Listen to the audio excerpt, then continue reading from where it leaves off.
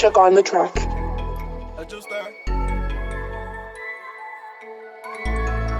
Doubting me, doubting myself. Insecurities won't help. Energy, yeah.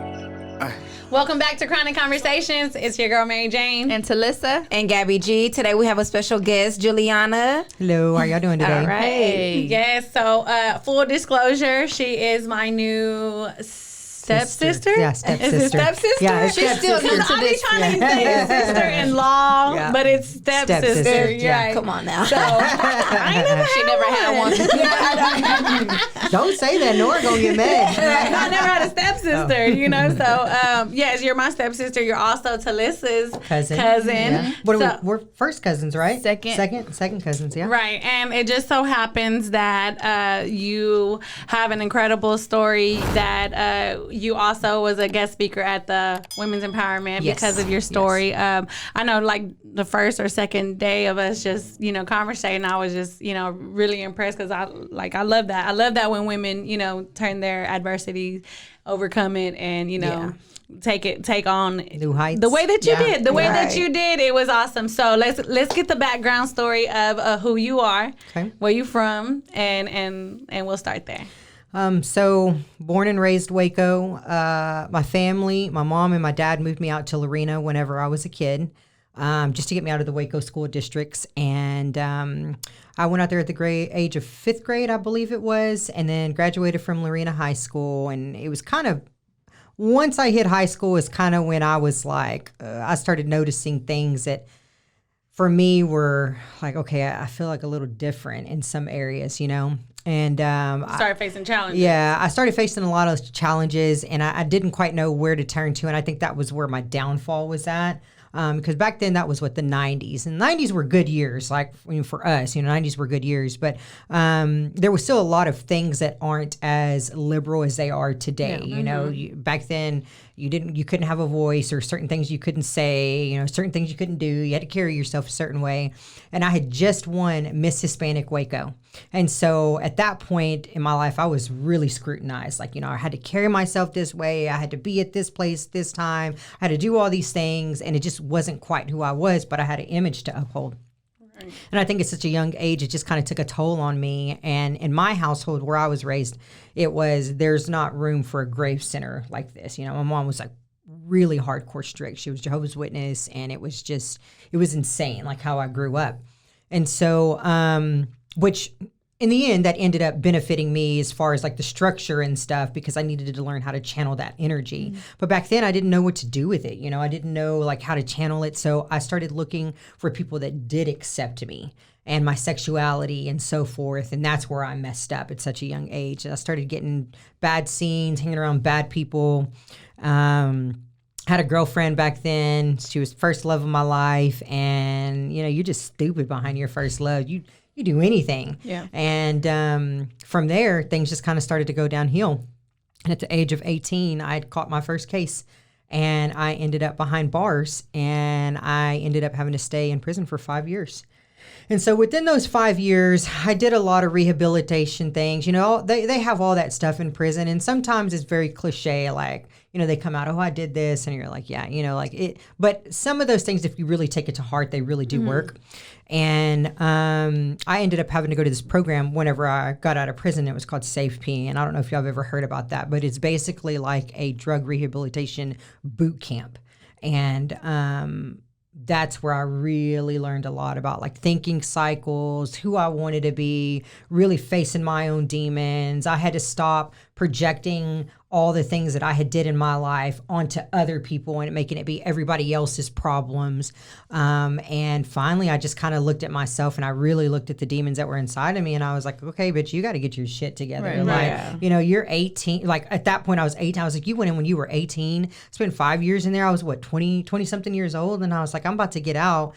And I don't know what I want to do with my life. I don't know where I want to go. I don't have a plan. I don't have nothing.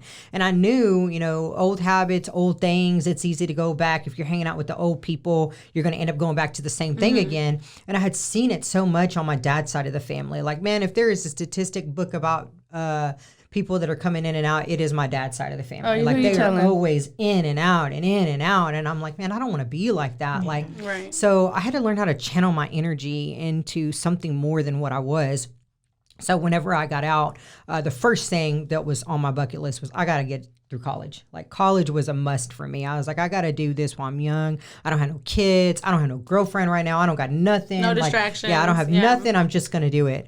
And I ended up getting 2 bachelors. I got 2 associates, but then I was like, man, that's not enough for me. So I ended up getting 2 bachelor's degrees. So I actually have 4 degrees. And then from there, I was like, man, I just feel like this isn't enough. You know, I was in the corporate world and I was working for the man and I was seeing how much money they were making. And granted, I will always, always give props to those that gave me the steps to be able to be where I'm at today. But I just always knew that there was something inside of me that was like, I don't want to do that better than them. I want to be different. I don't want to be better. I want to be different. Right. So because when you have that better mentality, that's when you tend to like, you know, screw You're people comparing, over. yeah. You're comparing and like, you know, I want to be different. I want to be different than other people. So I went to work for this guy at an Italian shop, a granite shop. And I was like, man, I wasn't even utilizing my degrees. And I was like, what do I want to do with my life? And then I just started looking at how they were doing things at the granite shop. And then I was looking at how people were doing renovations. But all along I had this passion for CrossFit behind me. So I watched their ways. Like, it's so crazy because I actually went to like 4 different CrossFit gyms. I became members at different CrossFit gyms, and I would watch how they run their operations, how they would run their business. And they didn't know low key that I was there just, you know, like scoping the scene. And then the same thing with renovations company. I worked for this one company and then I went to another one.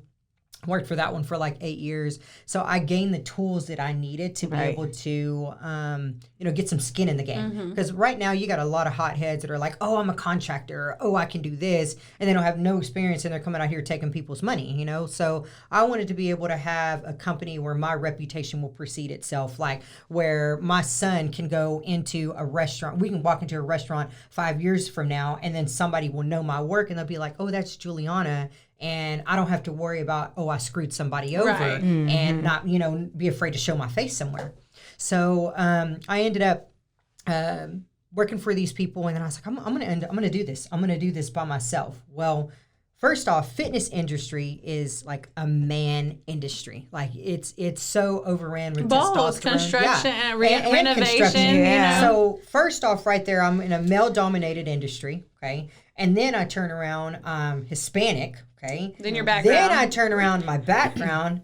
Then I'm female. And then let's just top it off with I'm gay. You know. Right. So I had like, you know, 6 different things that I was going up against. And in the beginning, I can tell you it was a shit show. There were times where, you know, some people look at people now that have things and they're like, oh man, I wish I could be like you, but nobody knows the struggles. Like, you know, 1 month you could be rolling in the dough, and if you're not business savvy, if you don't know how to save, the next month could be a shit show, and you're like, man, I'm counting my last penny. Like, you know, nobody really knows the struggles of entrepreneurs or business owners. And it may look all good and dandy, but the grind to get there is, you know, if you don't have 24/7. If you don't have that mentality and you don't have that passion, like every day I have to wake up and I have to do my business plan every day when I wake up. Okay, what am I going to do today? It's more than just a daily checklist. Like, You have to stay on yeah, top I of have it. to stay on top of my stuff because what we kill is what we eat. So it's not just a steady paycheck that's going to come every Friday working for the man. Right. You know, and I don't get to have no voice. I don't get to have no say. So for me, it was definitely a struggle for about a good 4 years to where I could get to where I was stable, and I felt like, okay, I'm finally where I need to be at right now with my life and with my businesses. So Out of those 6 Factors, things, yeah. yes. What do you feel like was the biggest one that held you back the most, that you had to overcome? So the first one would be my background. You know, you're labeled, you're stamped, you're stereotyped from the moment you get out. And reputation, a lot of people don't understand. A lot of these young bucks don't understand that, like, how you carry yourself and how you are, your reputation takes years to build. Years to build character and reputation and integrity. And it takes seconds to destroy. Like literally seconds. Like as a business owner, I always have to make sure, okay, is this bitch going to piss me off today? Because if so, how am I going to carry myself accordingly, right? Like, I can't just go and be who I was back in the day. Right. Like, I have to People make sure. hang on to, they that hang one on to those thing things. that they know. Man, I can tell you my ex from when I was 16, 17, she still won't talk to me from like things back in 2 decades ago, you know? So it's kind of one of those things where people will hold on to those things. So reputation was really hard for me to overcome in the beginning. Like I had to go out there. I really had to make my amends to people that I had hurt whenever I first got out, and I was like, hey, look, I was a kid. I was 17. I'm sorry for everything I'd done. And then the second thing would be the male-dominated industry. Being Hispanic, to me, I take a lot of pride in that. So for me, it was really pushing the grain and leveling the playing field as far as with Hispanic females out there. Like, get on my level. And if you want to get on my level, come to me and I'll tell you how to do it. And I may not have all the answers, but I can tell you what I did to get there. So being Hispanic wasn't really too much of a hurdle, but it was definitely different. I mean, it was different. It was different. You right. know, it was. I the only wasn't one this that looks like white you. collared, you know, female that could walk into a bank and be like, "Oh, hey, I'd like to get a personal loan for this." You know, it wasn't that easy. But definitely the background was the first thing. And for me, with somebody with as many degrees as I have, I should have been able to easily walk into a place and been like, hey, I want $150,000 a year. If you can't make that work, I'm sorry, I can go down to the corporation down the street from y'all, you know? But I was lucky being able to walk into a place and say, oh, we'll give you $40,000. Well, that I can't make no bread and butter off that, you know? Like that's I can't do that. Right. So it would be definitely those two things. Yeah, and where do you think your mind is now, like before when starting your business up until now? How has that changed your mind as far as like finances goes? So, well, this is actually still something in my household. It's like a big debate because I am a spender and I am, oh, we can do that, or, oh, we got that. And then, you know, I got my CFO on the side, which is my wife. And she's like, no, you cannot do that. We cannot buy these things. And which for me, I you know, I have to have that balance. You know, I need that balance in my life. But I can tell you that the number one rule in business is if you don't know your numbers, you don't know your business.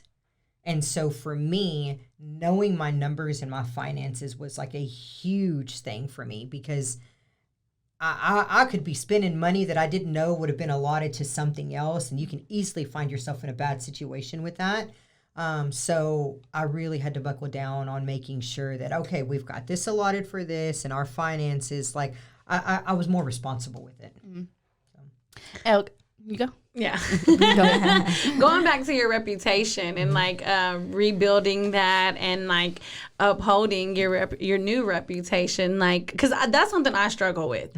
Like there's the old me and the new me, the me that I see in the future, who I'm trying to be, and then there's that me that, you know, I'm kind of in the middle right now. Like I'm. But how old are you? I'm 32. 32. So okay. I'm growing up, and there's a lot of things I don't, you know, I definitely don't act the way that I used to. But there's some things that I still have my triggers, and it's like I'm trying to I'm trying to be a better person for my business. Yeah. I mean, also for my life. But and it's I think you nailed it right on the head right there, like your triggers. So for me, I had 5 years to really look in the mirror and say, okay, thinking cycles. Like these were things that were embedded in my head whenever I was locked up in these programs. So for me, it's like, okay, oh, I know that's a trigger. And I knew right away, okay, if something is triggering me, I know what I need to do. I know what I need to do to get myself out of my situation or the situation that I'm in. But what a lot of people don't realize is that with a thinking cycle, there are so many steps that actually have to happen before an action happens. So meaning like, let's just say she pisses me off or says something, you know, and before I just go and stow off on her, there's so many steps before that. Like there was an incident that happened, right? And then your last thing is action. So before that, you have a thought. You know, and then from thought becomes like you're going to manifest it into something else. So those are the things that I learned that I was like, okay, I'm about to be right here. So I need to get the hell out of here. Right. Those are the type of things that I learned. So it comes with maturity, age, and just, I mean, for me, drugs, jail, fighting, all those things, like my desire to stay clean and sober and out of jail is so much stronger than my desire to use.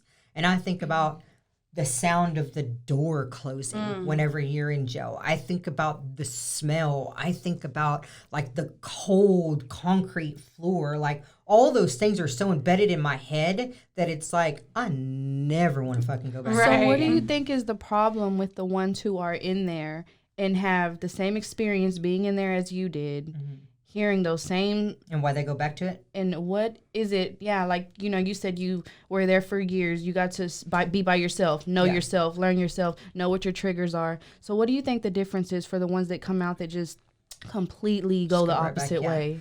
So a lot of people, I don't know if y'all have ever done statistics on people that are incarcerated, but most of them are geniuses. Like if you ever really look up statistics. That's why I'm surprised I'm not locked up. Nah, for real. No, a lot of them, bro, they're so talented. They're really talented, and most of them, when they get out, if they learn how to channel that energy, they become CEOs of companies, or they become COOs, or they own their own businesses. And I think that a lot of them, when they get out, either A, they haven't had the education to go out and just learn how to channel that energy. Like, man, you know, I have a worker that works for me right now, and sometimes I want to beat my head up against the wall with him because he's so talented. He has so much to offer, and I'm like, dude, if you could learn how to take that hustle mentality that you got inside of you and stop hustling this shit right here and learn how to hustle business, you could go to endless, bounds with that.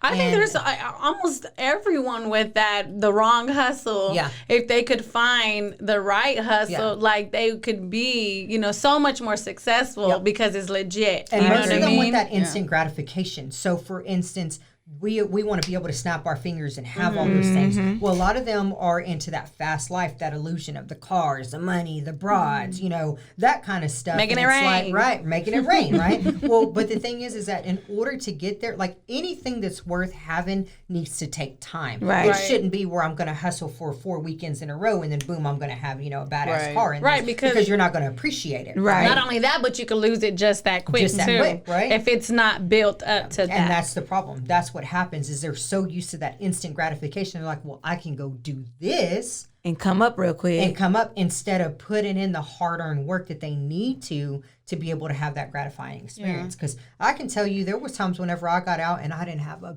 penny to my name, and I would think to myself, fuck, I don't even have money to pay this bill. How am I going to do it? But I remember at the end of the day, I'd come home to my little efficiency apartment and I could kick my shoes off. I didn't have no blue warrant for my arrest. Nobody was looking for me. I didn't owe nobody. I didn't just piss somebody off. I didn't take something from somebody. So those are the things that they have to struggle with first. And most of them have that sense of entitlement. Oh, well, I struggled because I got locked up. No, you put yourself in there. Now you need to prove yourself whenever you get out. Right.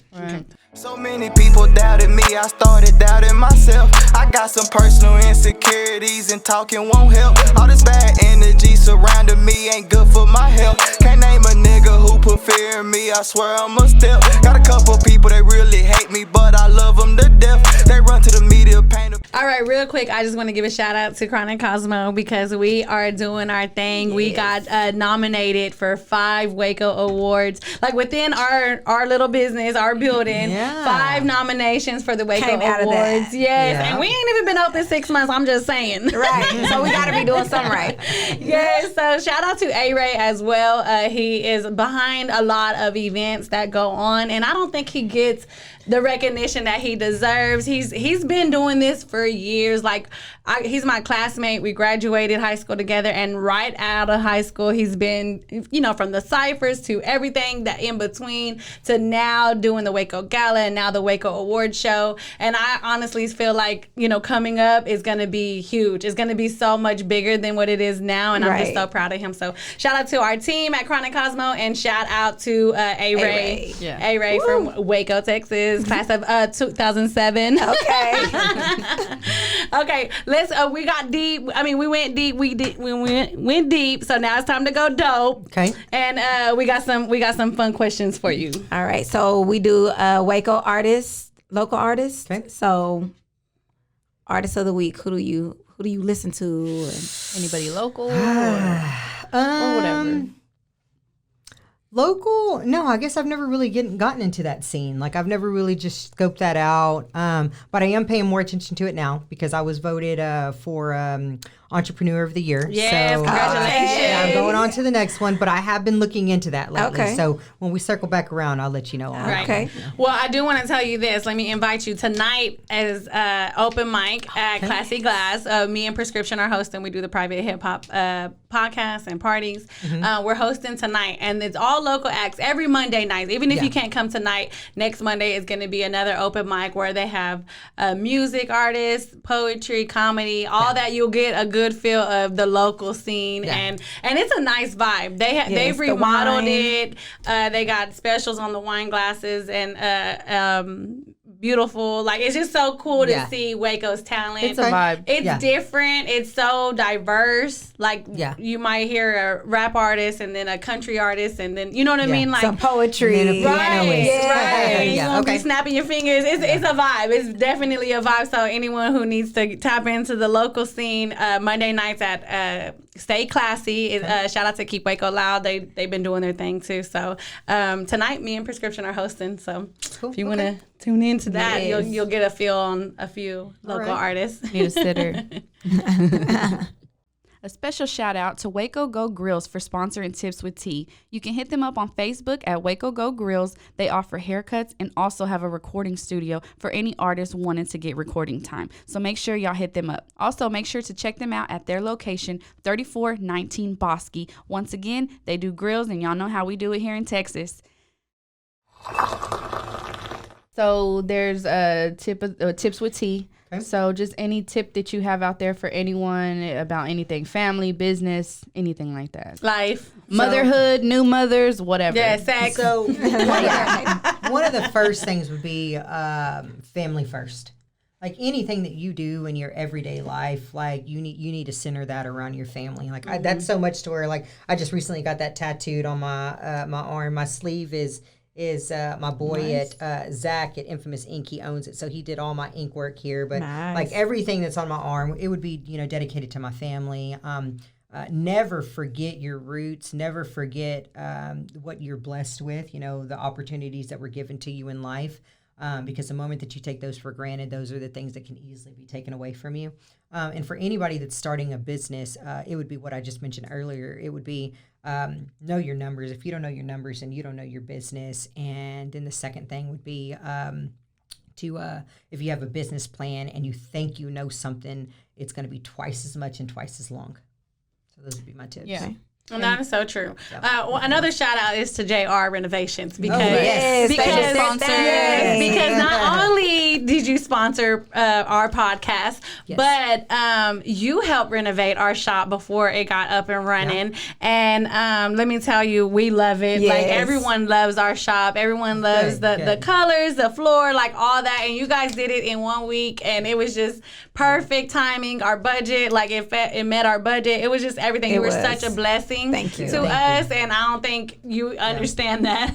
We cannot thank you enough. Yes. So thank you for the podcast sponsorship. Thank you for the renovating our shop, and also for the trunk or treat sponsorship yes. as Yes. well. So thank you so much. And you were a guest speaker at the Women's Empowerment Brunch too. So you've been doing a lot. I've been doing a little bit. Thank you. Yeah, and you deserve the entrepreneur. And you know what's so crazy is that in the beginning, like, I never did this stuff. I was the type of person that hustled in silence. That's like one of my big things is I'm like, bitch, why are you over here doing this and parading about it on Facebook? Right. I was doing this a year ago. Yeah. So I'm the type of person that hustles in silence. But I can honestly say she's gotten me out of my comfort zone. Like she's been like, hey, I want you to come to this. I want you to do this. No, it's And good 'cause like, people can be inspired by that. And what's crazy is that, and I tell, like, just like I told, I did never tell anybody my story. I never said anything. I never, like, it wasn't until. This is true. Yeah, she did this, this video on me. What was it, like It was an last interview. year? Yeah, I an was interview. trying to start this, Yeah. Chronic Conversations, on my own, but then the pandemic hit and it just got in the way. And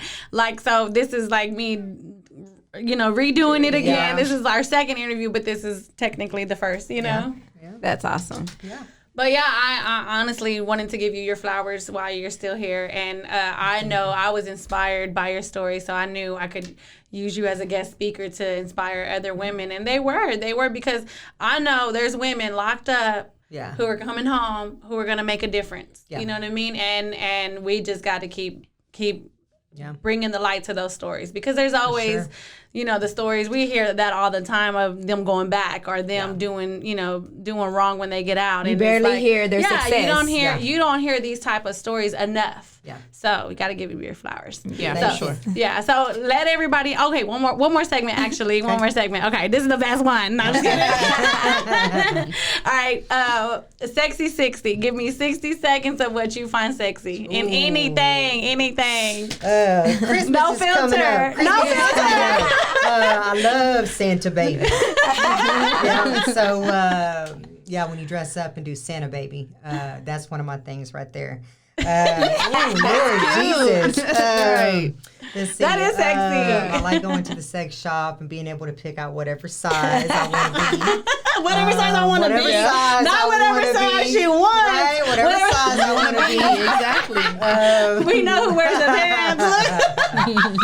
Let's see. I think that's about it right there. Santa Baby and picking whatever size I want to be. So.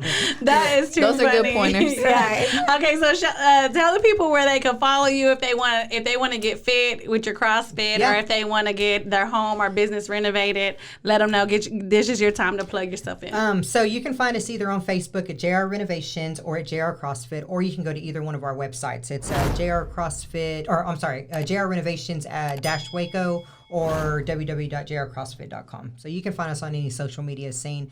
I don't really do my personal Facebook or Instagram or all that too much. Mine's just more business related. But yeah, you can catch us at any one of those. Moving in silence, like I said. Yeah. But I'm gonna bring you out. Look. Right. So come on. I like to be loud and let everybody know. So you can be silent if you want to. I'm gonna let everybody know though. Or you. Right. Well, y'all come back. Make sure you like, subscribe, and share our episodes, because we love to get new followers, new subscribers, and come back next time. Bye.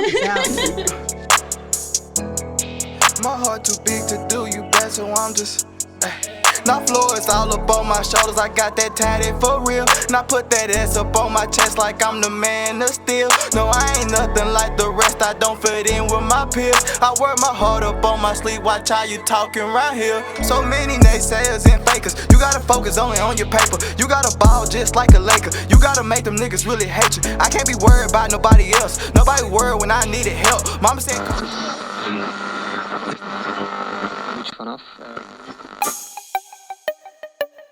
This has been a Rogue Media podcast.